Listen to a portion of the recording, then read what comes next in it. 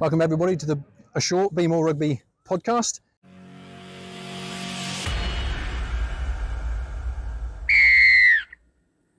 We have no need to... Well, you do need to introduce me because some people might not know. Well, the youngsters might not know. Dylan Hartley, one of England's greatest captains, led England to the greatest undefeated run. Yeah, we had a good run. I tell kids like that, this big, that I won the Rugby World Cup and I kicked the winning goal. Yeah. I tell them that. And do they believe you? No, of course they don't. No, we had, what did I have? An okay career. Played for England, played for Northampton for a long time. Pleasure to be here. Thank you for having me. No worries. Thank you. What are we talking about? We're a short podcast right now. We've had a fantastic time here at the Home of Rugby, which last night wasn't quite the fortress that we hoped it would be. But we're here to have a run around. I'm looking a bit sweatier than you are because I'm clearly more unfit. But we've got an opportunity to bring some of the youngsters here to run around on the rugby pitch and learn more about rugby. But at the podcast, we want to know more about how rugby's helped you outside of the pitch. What would you say is the value that you've learnt in rugby that you use most of all in your daily life? Look, I think, for a large part of my life was rugby. I kind of embarked on a professional career from about 17 years old to 17 to 33. I'm 37 now. So I had almost 20 years in and around the game. And I think for a large part of it, the one big takeaway for me was routine, habitual or good habits. And it took time to learn that. I'm still learning now. But I think the one thing I take away from the game is it's taught me to manage my time, my energy, to front up and do the difficult things first. Don't always take the easy option, these sorts of things. So for me, the biggest sort of takeaway from my career, I mean, there's plenty of other things as well, but routine and good habits from being in a professional environment. And these are the things I try and implement daily now in a world where I've got, a couple of kids. I'm a father. I have multiple husband. I've got multiple jobs. I think just those good routines keep me in a good place, and that's from 20 years in the game. The other things as well, like my career was pretty checkered. I had plenty of setbacks. Some of them self kind of enforced in terms of disciplinaries, injuries. I lost a grand final on this turf here, getting a red card. So losing games. And I think just the nature of rugby, you're always winning and losing. So week to week, you play a game, you prepare for something and you win or lose. And you get that feedback on why you didn't win or why you lost, essentially. So it gives you those tools to, I suppose, process and identify where you need to improve as a person, as a team, physically, mentally, all these things. So over 20 years, just acknowledging that losses are a good thing. And for me, injuries were a good thing. Because the only other way to look at it is in a negative light. You can be down the dumps, look at your injury as a big setback, and you kind of spiral out of control. Whereas I saw it as a chance to improve myself physically, come back stronger, set new targets, new goals, and work towards them. And the same thing with disciplinaries. I had to buck my ideas up in certain areas of my life and in the game. And so I think for me, understanding that losses and setbacks are a good thing. So when you're in those moments, which are often difficult moments where you're losing, it's hard, right? You're down the dumps and you want to feel sorry for yourself, or you want to blame others, but you've got to square up, look yourself in the mirror, have an honest conversation with yourself and sometimes people around you. We're talking about Erwin Mitchell's mentoring club today.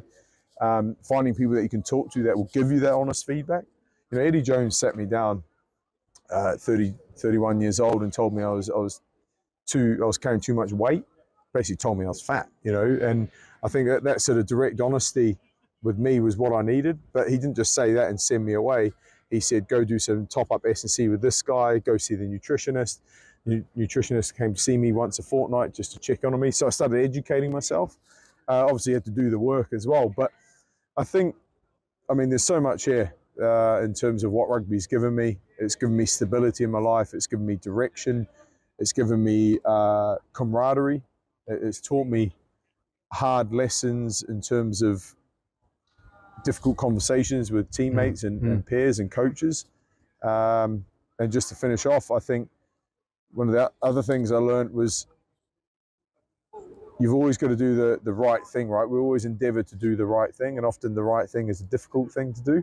It's like I always say to kids, like, you know, when the alarm goes off in the morning and it's raining outside, you know, the easy thing to do is to hit snooze and go back to bed. The hard thing to do is to get up, put your shoes on and go for a run. Yeah. But often if you do that hard thing, it becomes easier over time and you're doing the right thing. So often the hard path is often the right path. So that's what I kind of, every day when I see these challenges, you know, do I take the easy option, which is often the wrong one, or do I take the hard option, which is the right choice? So look, I've just talked to you for about 10 minutes there. I'm very aware. No worries. This is supposed to be interactive, but there's so much the game's given me, and I've even got on to lifelong friends and memories and just physically working together as a team in search of a result. You know, you prepare Monday, Tuesday, Wednesday through to Friday to go out on Saturday to lose or to win.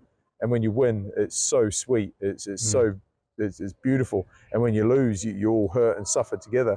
So look, I mean, I could go on and on, but the games, yeah, I wouldn't be where I am today without the lessons I learned in the game. Thank you. Sorry, did you want to? Would you mind autographing? I'm kind of doing a. Oh, sorry. Yeah, It's all right. I'll clip it. Don't worry about it. I'll clip it out. yeah, come on in. in. Come on in. I'm sorry. It's old age. You can be rude. It's like going down a supermarket. You get in the way of people. He's admitting it now as There you well. go. Yeah. There you go. No, don't worry. You can edit it. I didn't realise. Don't worry. It's all good. Yeah, but I'm not used to. I'm used to pictures. Yeah, no, I know. It's Sorry, Dylan, but this is a That's fine. shoestring thing. Oh, sorry. I'm really sorry. No, it's all right. Let me just pause Thank this you, a second. sir. Cheers, boys. So, you captained England to 18 straight victories. As far as leadership goes, what does leadership mean to you?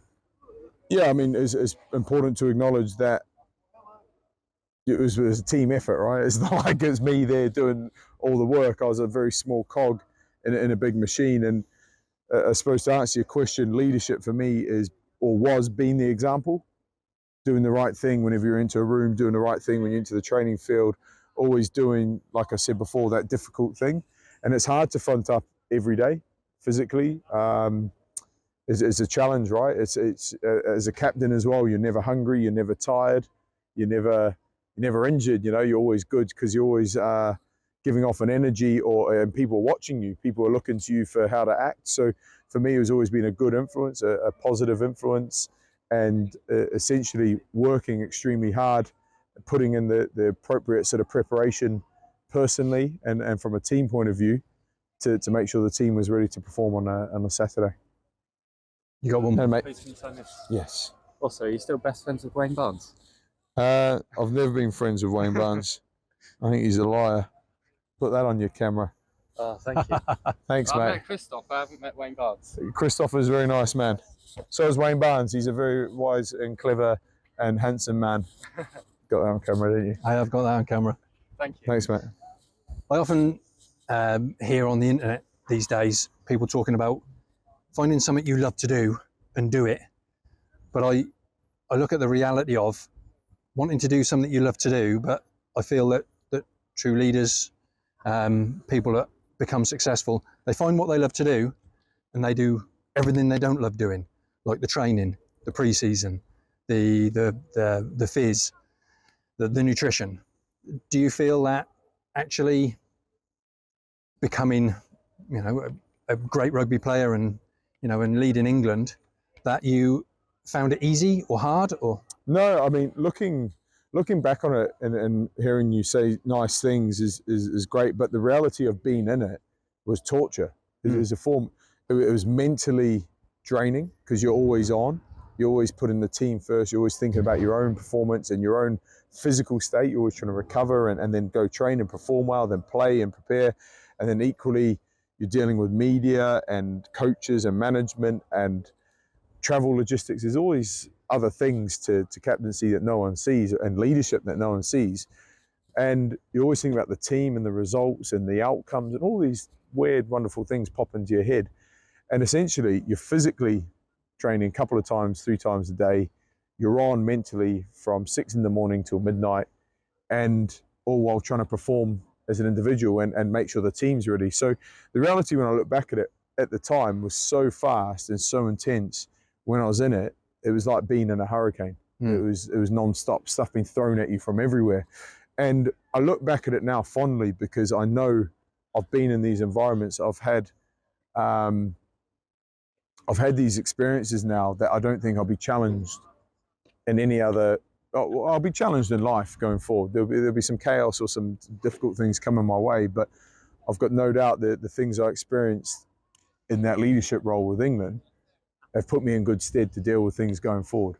And I think to anyone seeing, their favourite, the sporting icons or heroes lift trophies and stuff, that is the 1% at the top that you see. That's like the iceberg. Below there, the foundations of how you get there is sometimes years of agony, years of losses, years of setbacks, injuries, going to cup finals and losing. There's all these little things that go on. People have personal problems and all sorts. So I think we're privileged enough to see the event on Saturday. We see the 80 minutes out here and a trophy lift every now and then for whatever team you follow. But there's so much more that goes into it. There's a lot of sacrifice and sweat and tears that go into it. It's not perfect. Training's not pretty. Instagram, all that sort of stuff, YouTube, that's not real. Like the ugly stuff, you don't want to see the ugly stuff. But that's the reality of what gets you to that place. And it's usually done behind closed doors when no one sees. No, I'm with you on that. Because it's easy, right? It's easy when you're out here at Twickenham and Steve Borthwick's down in the corner. I was going to say Eddie Jones because he was my coach. And you're going to go do some extras then, in the eye line of the coach. But are you doing the extras when you're not with England, when you're back at your club and it's New Year's Day or it's Boxing Day? Because we play rugby all through the winter. We don't have normal days off like everyone else. So are you doing the extras? Are you making good nutritional choices away from? It's easy to do it when you're with the team, but are you doing that at home? So it's almost doing the right thing when no one's watching.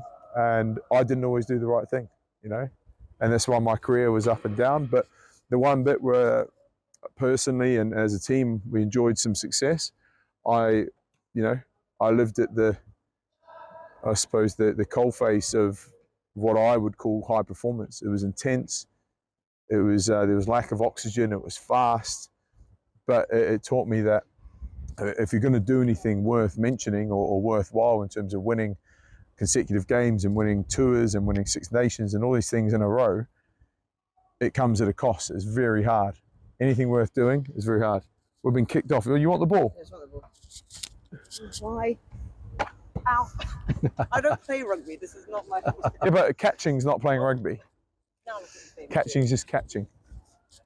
One more question, because I know you've got to get off. We've got some academy lads from Wimborne here. Yeah. I'm part of the academy where we're about developing lads, because sadly we haven't got a girls academy yet. Hopefully the girls side at Wimborne is going to increase the same as girls rugby. Women's rugby is on the up. What would your advice be to anybody starting out in rugby at whatever age grade? I think the incentives to play rugby for me are clear anyway, because you're joining a group of people. I think camaraderie and working together, like training in the rain and training in the mud and that little bit of adversity when you got to go out and get amongst the weather, but you've got other people to do it with. Yeah. That builds resilience in you as a person. You don't know it. Getting a dead leg, getting winded, and the whole old adage of, you get hit down, you get back up and crack on. I think that's a great lesson in life, and you learn that here in rugby. Equally, you're going to lose a game at the weekend. How do you react to that? Do you just not turn up to train the next week? Do you give up on rugby, or do you come back? Do you try and resolve it as a team and put it into practice at the weekend and go win together? Because that's where, when you're doing something as a group, it's so much sweeter. And that's why I love team sport. And rugby, for me, you chuck in the weather, you chuck in the physical sort of the attrition that comes with the game. You get to use your body. You get to run, you get to tackle, you get to be physical, you get to to measure yourself as a bloke. You know, I think it's for me it's an all-encompassing sport, and for me the lessons ultimately that it can give you, and that's why I think young people have got to stay in rugby as well, because there's a period where people drop off and they're teenagers, right, where when numbers drop, and this is why the Irwin Mitchell mentoring clubs are really good. We're trying to keep young people in the game, because you look, boyfriends and girlfriends come into the scene, university comes in, things like A levels, there's other distractions in people's lives, and this is where we're dropping numbers, and you chuck in phones, iPads, YouTube, PlayStation, people, all that sort of stuff. I think we lose people and they go off and they become isolated, whereas rugby kind of brings us all together, and I think it strengthens you as a person, having those social connections. So yeah, for me, rugby is perfect, ticks so many boxes. Thank you. Cool. Be More Rugby. Thank you. Be More Rugby. I love your jumper, by the way. Thank you. Everybody, till next It's not time. mine, I'm borrowing it. Cheers.